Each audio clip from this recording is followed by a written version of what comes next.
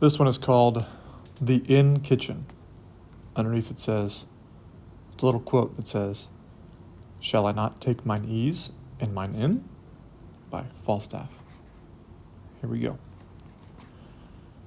During a journey that I once made through the Netherlands, I had arrived one evening at the Pomme d'Or, the principal inn of a small Flemish village.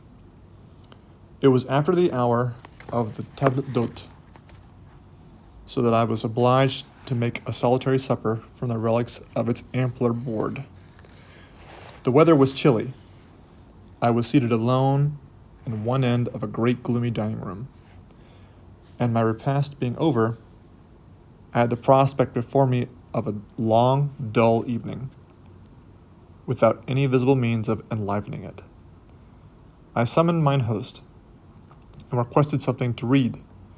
He brought me the whole literary stock of his household, a Dutch family Bible, an almanac in the same language, and a number of old Paris newspapers.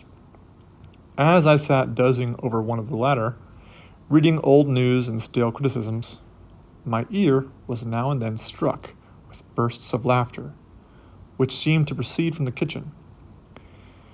Everyone that has traveled on the continent must know how favorite a resort the kitchen of a country inn is to the middle and inferior order of travelers, particularly in that equivocal kind of weather when a fire becomes agreeable toward evening.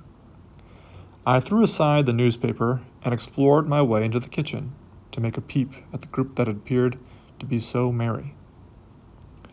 It was composed partly of travelers who had arrived some hours before in a diligence, and partly of the usual attendants and hangers-on of inns.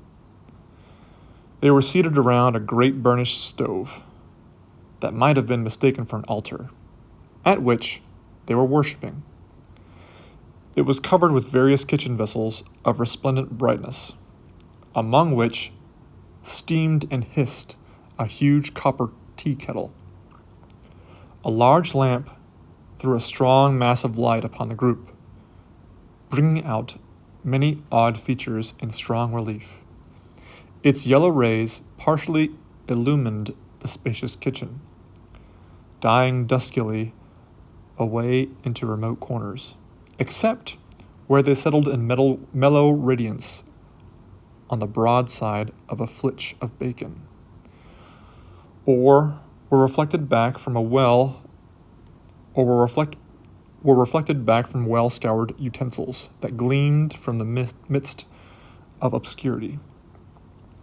A strapping Flemish lass, with long golden pendants in her ears, and a necklace with a golden heart suspended to it, was the presiding priestess of the temple.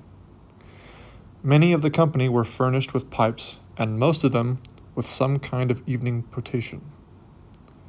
I found their mirth was occasioned by anecdotes, which a little swarthy Frenchman with a dry, weazen face and large whiskers was giving of his love adventures, at the end of which there was one of those bursts of honest, unceremonious laughter, in which a man indulges in that temple of true liberty, an inn.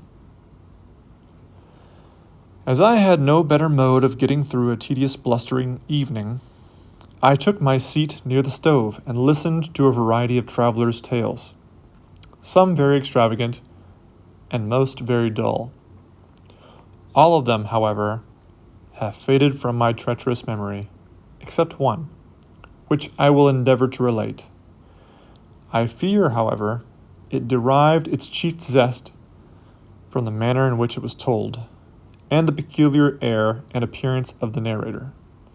He was a corpulent old Swiss, who had the look of a veteran traveler.